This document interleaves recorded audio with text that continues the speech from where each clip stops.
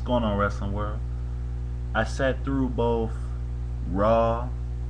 I watched my favorite wrestler in the entire fucking world, The Rock's birthday. I sat through SmackDown, and I watched Christian lose the world title for Randy Orton's eighth title reign. And I watched TNA for the first time in like 2 fucking years. And I can say honestly, without the shadow of a doubt, that TNA had the best show. Out of all three shows, TNA had the best show. Like I even tried not to watch TNA because I'm so pro WWE. I didn't want to, turn cold. I didn't want to flip sides like Anakin.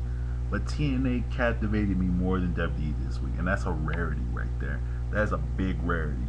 But WWE took a major blow right there. I mean, I try to look at it from a lot of sides of that perspective. I remember I saw McKelly in '85. His wife even did a video on just be proud of the fact that Christian won the title.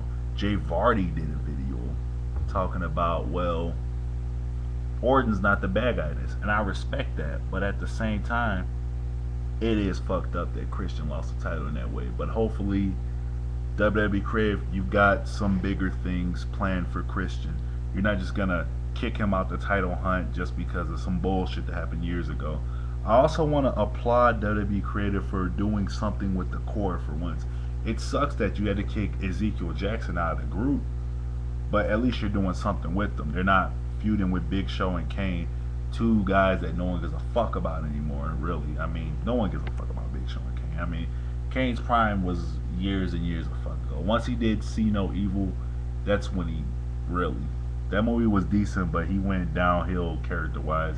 He had a title reign, it was a good title reign, but Kane has been nowhere near as good as he was back when he feuded with Taker. And that's the thing about Kane. If he's not doing an angle with Taker, I've never really seen a really, really good storyline with him. He had the one with X Pac. He had a real good one with Triple H that became really sick and twisted with the whole Katie Vick thing. But nonetheless, it was something different, and I can apply WWE for having the balls to do it. But all the same, Kane hasn't been the same since he took that mask off. He was, excuse me, he was like a fucking, excuse me again, like a fucking kid who gets fucking bullied in school. You make fun of me, RVD.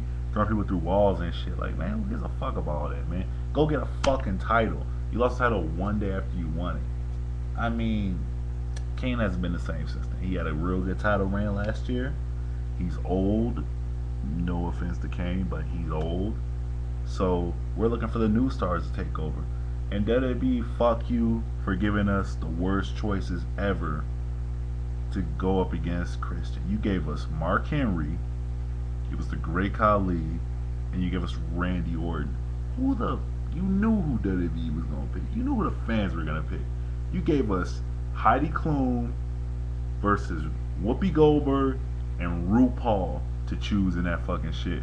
No right man's gonna say I'd rather fuck Whoopi Goldberg or RuPaul or Heidi Klum. Really, man? Fuck you, WWE, for that shit. Next time, take Wade Barrett versus Sheamus versus Orton. Take some valid guys who people can see, who people want to see as a world champion. Sheamus maybe not so much, but Sheamus has waited for a good year to be a champion, and he's actually won a title other than a WWE title. So WWE, go fuck yourself for that one. Really, seriously, take your own dick, flip it backwards, and fuck yourself in the ass for that shit. Cause like, that was retarded. You could have gave us anyone else, but you gave us a guy who dresses up in a tutu and dances and does the most ridiculous shit I've seen in years. This guy's a former world champion. Keep in mind, you took him from a vicious world champion with the. He had the most ridiculous finish I've seen in my whole life. He chops someone in the head. He crushes your head with his hands, and he's Hornswoggle is more talented than the Great Khali in the ring. And you gave him the world title, but now you got him acting like a bitch in the fucking ring. So all the same, WWE, go fuck yourself for even putting Great Khali in the title ring. Mark Henry, somewhat understandable because he's been so loyal to the company. and I've seen he does work on the side and shit from a business. He was down in Chile like a few months ago promoting some shit. And the Great Khali is a big draw in India, but all the same, really, I cannot seriously. I could take Nick Cannon more seriously than I could take the Great Khali or Mark Henry as a world champion. Mark Henry's prime was when he was fucking Mae Young, and that's the fucking truth. I mean, really, who can seriously say Mark Henry is a world champion? Like seriously, he's got no build up. He's got years and years of experience, but going against main eventers and being, oh, I'm that guy. You're you're really gonna put him against Christian, Christian. I mean, that'd be really. I hope you take a dildo and fuck yourself with it just for that. You just made it all too easy, which I knew you guys were trying to do from the beginning. You guys trying to please stockholders and shit. Because wrestling's not just wrestling, it's a business as well, and I understand that. So, but just for insulting the intelligence of your audience, go fuck yourself. But for what you guys did with Wade Barrett, Heath Slater, Justin Gabriel, and the Core, thank you. We've been waiting for weeks, for months to see a continuation of the Core storyline. So thank you for finally doing something with them. You've been having them losing, and Ezekiel Jackson got his ass whipped as he should have. I'm sorry, but when it comes to fighting, I'm serious. You could be the biggest dude in the world, but if you're fighting 10 midgets, you're going to get your ass whipped. It was just a numbers game. They built up Zeke. I mean, personally, I didn't want to see him kicked from the Core. Personally, I think that if booked properly and with the proper creative writer, the Core could have been amazing. But WWE dropped the ball. And also, WWE, go back to using the second, the number two. In case y'all can't see, I'm going to come off the screen for a second. The number two theme music of the Core. Because that song's got more remixes than the J-Lo record. And we're like, really? Use the second theme. It was the best theme you guys ever had for the Core. But you guys keep remixing. You're going to have a new song for it next week. Use the second version. Please just use the second version and call it a fucking day. Second version was the best version. We all loved it. And really, the Core going somewhere, though, is an amazing thing. Like, after watching Friday Night SmackDown, the Core and Christian losing to Orton are the only really big takeaways. It was really nice to see Sheamus in action, and it was really nice to see Daniel Bryan wrestle, but all the same, I didn't, the match itself, I didn't really take nothing from it. If Bryan would have won, I would have been, oh, maybe we're going to see Daniel Bryan regain the U.S. title, but I didn't really take nothing from not U.S., maybe Intercontinental, but I mean, all the same, it wasn't a huge match like Christian losing to Orton, but Jay Vardy, let me say a big thank you and throw a peace sign to you, because you were right when you said a lot of us didn't watch it, and had you never said it, I probably would have never watched it again, because Orton versus Christian was a decent match. It wasn't a match of the year, but it was a good match. It had a really good finish to it, and I'm impressed with how they had Christian kind of regretting and kind of a little disappointed in himself at the end. So my hat's off to you for that, because I probably would have never watched it. I was literally that pissed that they made him lose that fast. But thank you for saying that, Jay. With all seriousness, thank you, man. I've always been a big fan of yours. Thank you, man. But anyway, huge Core fan. Go back to the second music, WWE. I know you're not gonna listen because you ignore your fans, obviously. But go back to the second music, please. The second theme song of the Core, The End of Days. It was the best theme you had. Ezekiel's been kicked from the group. Where is that gonna go from here? They're probably gonna feud with Ezekiel Jackson for 2 weeks to 2 months. Build him up a little bit. But kicking Ezekiel Jackson from the group was probably the worst thing I think they could have done. Because at the end of the day, there's no way that all 4 members of the Core are going to benefit from it.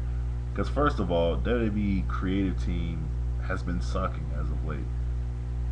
They've been sucking as of late. I know they hired a new crew. They've got the writers from All My Children and shit coming in, but they've they've been sucking as of late. So either Ezekiel's gonna go over or the Core's gonna go over. And since WWE pretty much has been dismantling the Core since WrestleMania, I'm thinking Ezekiel goes over and the Core becomes an afterthought right off the top of the head.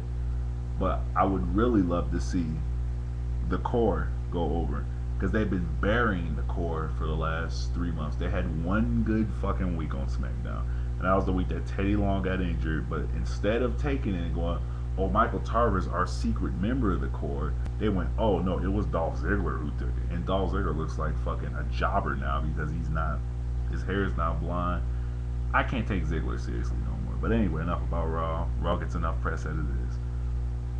TNA was actually good this week, like on a ridiculous level of good.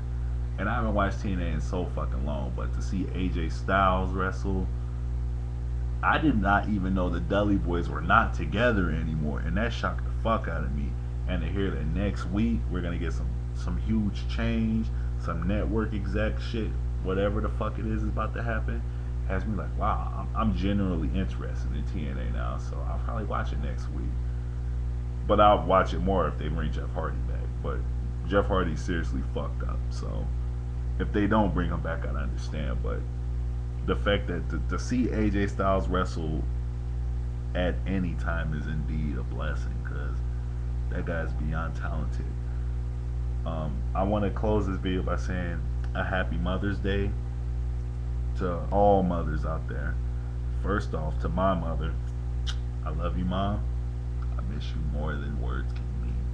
But to all mothers out there, and to any guy out there who doesn't appreciate his mother, I know we all got our issues, but the fact that you're breathing right now, your mother could have had an abortion for all you fucking know, is more than enough reason to give your mom one flower, one card. I don't care if the flower's dead, man, if you hate her that much, but just enough to say thank you, Mom, because mothers fucking, they sacrifice more than we will ever fucking know.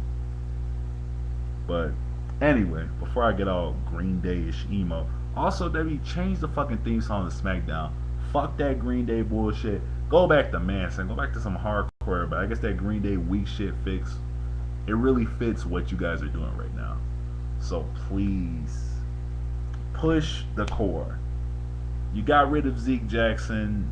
I mean, I guess you guys had no better idea what to do with the Core. Y'all put them together and, oh, we're breaking up 2-3 months later. So whatever, just whatever. Make the Core badass.